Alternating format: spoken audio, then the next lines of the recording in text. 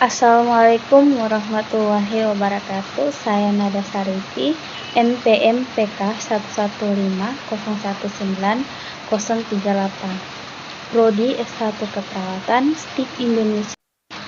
Baik, di sini saya akan membawa materi tentang DBD atau demam berdarah dengue.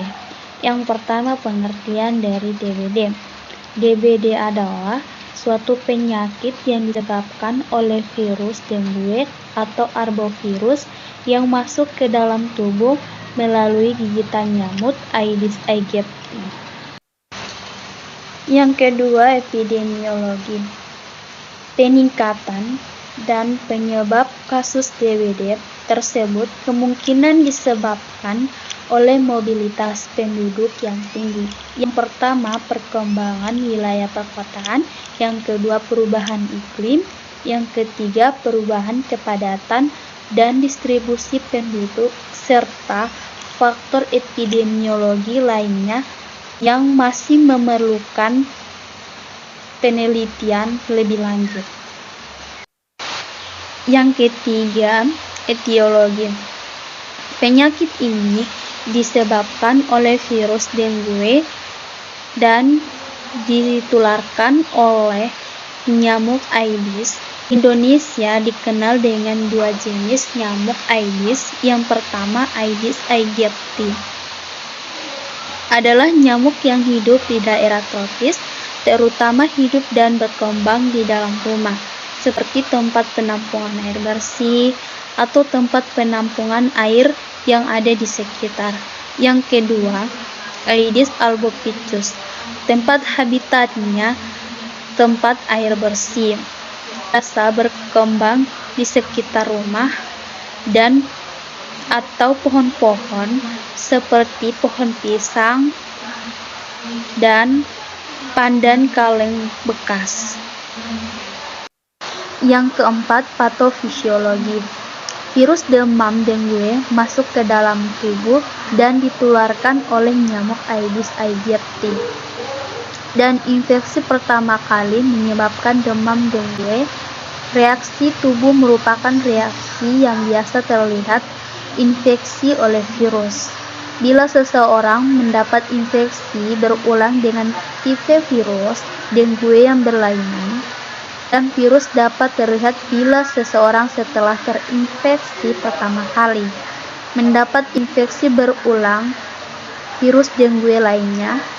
Reinfeksi ini akan menyebabkan suatu reaksi anamnestik antibodi, sehingga menimbulkan konsentrasi kompleks antigen antibodi yang tinggi.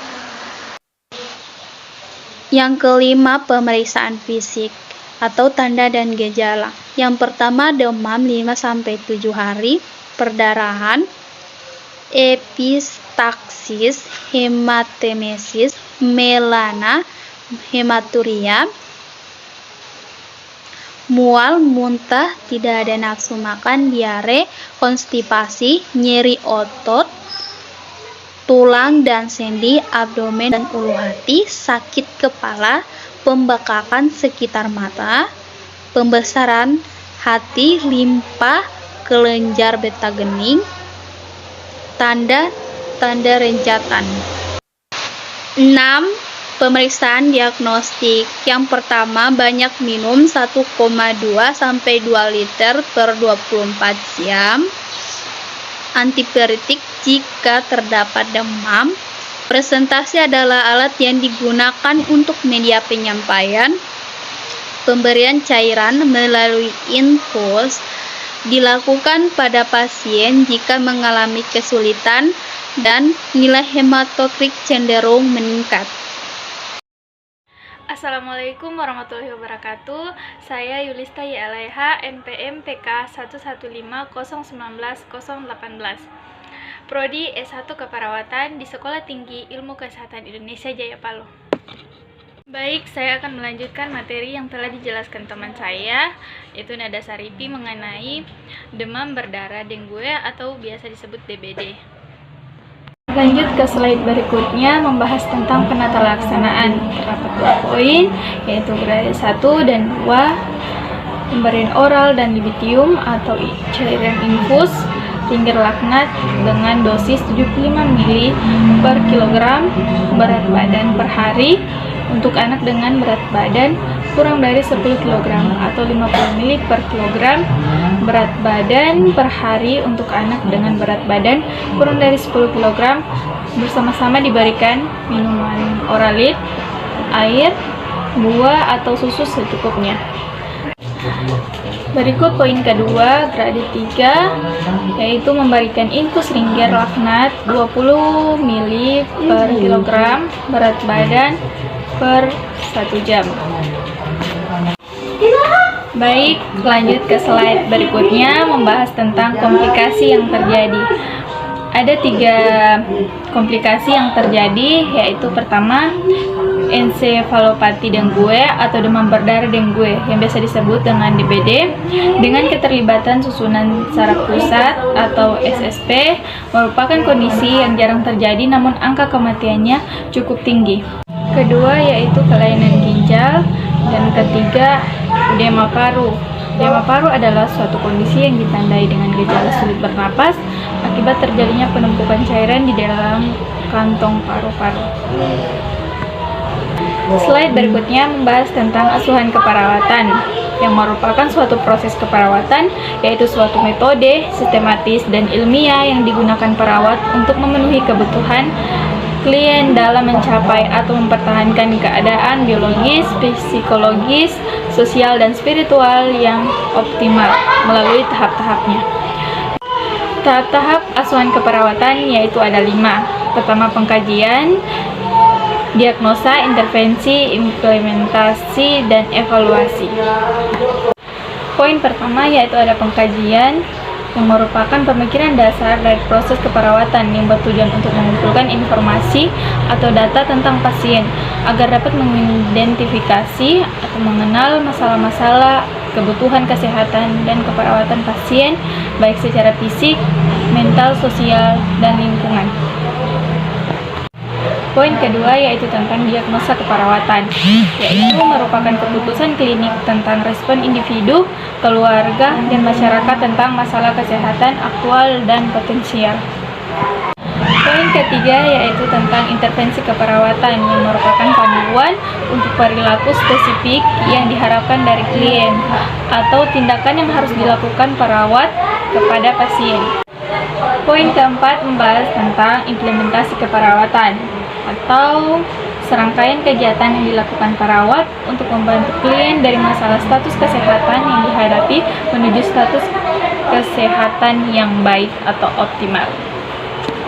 Poin terakhir atau poin kelima yaitu merupakan evaluasi keperawatan yang merupakan langkah terakhir dari proses keperawatan untuk mengetahui sejauh mana tujuan dari rencana keperawatan tercapai.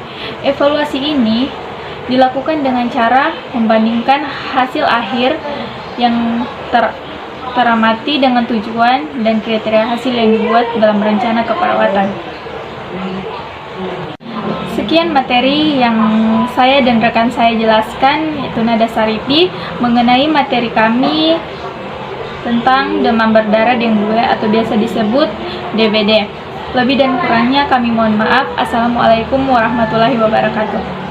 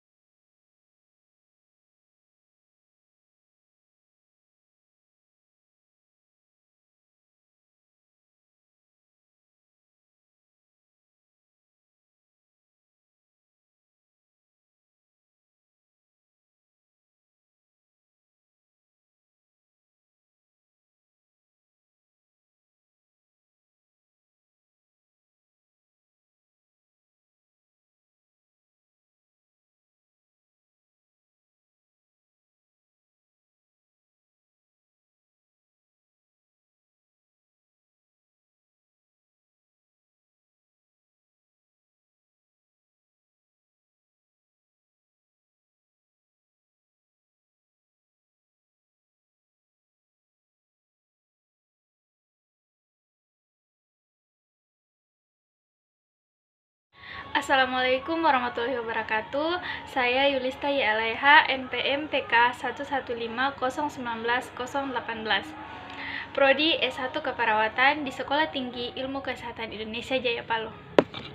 Baik, saya akan melanjutkan materi yang telah dijelaskan teman saya, yaitu Nada Saripi mengenai demam berdarah dengue atau biasa disebut DBD.